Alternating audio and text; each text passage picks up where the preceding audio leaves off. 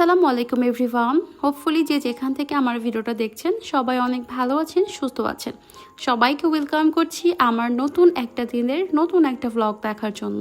গত ভ্লগে বলেছিলাম যে আমি কুষ্টিয়াতে গিয়েছিলাম আর আমি আমার ফ্রেন্ডের সঙ্গে মিট করেছিলাম। অনেক দিন পর ওর সাথে দেখা হয়েছিল। ওই দিন আমরা অনেক গল্প করেছিলাম, তারপরেও আসলে আমাদের গল্প করে মনটাই ভরেনি। আই থিঙ্ক কখনোই আমাদের গল্প শেষ হবে না। তারপর ওই দিন আমরা আবারও ডিসাইড করি যে আমরা পরের দিন আবারও মিট করব। তো নেক্সট দিন আমরা দুপুর বের হয়ে পড়েছিলাম মিট করার জন্য। আর আমি আমার সেই প্রিয় গোশালা রোডতে যাচ্ছিলাম, এই জন্য একটু ভিডিও করেছিলাম।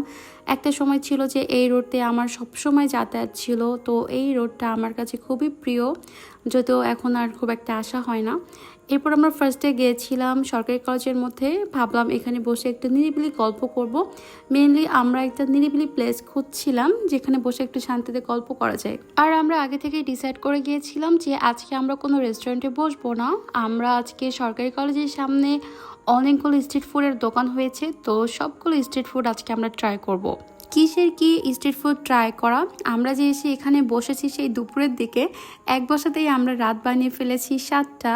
আমাদের আর কোনো খেয়ালই ছিল না যে কয়টা বাজে বা চারিদিকে যে এত অন্ধকার হয়ে গিয়েছে, আমাদের কোনো দিকে কোনো খেয়াল ছিল না।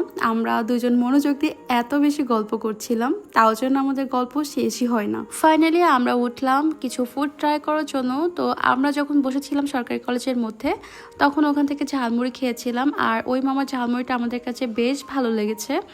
এরপর খেয়েছিলাম মোমো, আর মোমোর প্লেটিংটা আমার কাছে অনেক বেশি সুন্দর লেগেছে। আর সাথে মামা মেয়োনিজ সার্ভ করেছিল। আমার লাইফে ফার্স্ট টাইম আমি মেয়োনিজ দিয়ে মোমো খেয়েছি। মোমোগুলোর টেস্ট ওভারঅল ভালো ছিল, কিন্তু মেয়োনিজের সাথে আসলে খুব একটা যায় না। এরপর আমরা ভাবলাম যে আমরা আজকে মটকা পিৎজা ট্রাই করব, কিন্তু মটকা পিৎজাটা আমরা আসলে খুঁজে পাচ্ছিলাম না যে এটা কোথায়। অনেকদিন আসলে কুষ্টিয়াতে না থাকার জন্য অনেক কিছুই এখন চিনতে পারে না, বা কোথায় কি খুব একটা ভালো জানি না। এরপর চলে গিয়েছিলাম আমরা মিনা বাজার, আর যে দেখি মিনা বাজারের সামনে ওরকমভাবে ম্যাগি সেল হচ্ছে, তো আমরা দুজনেই খুব এক্সাইটেড হয়ে ম্যাগি নিতে চলে গেলাম।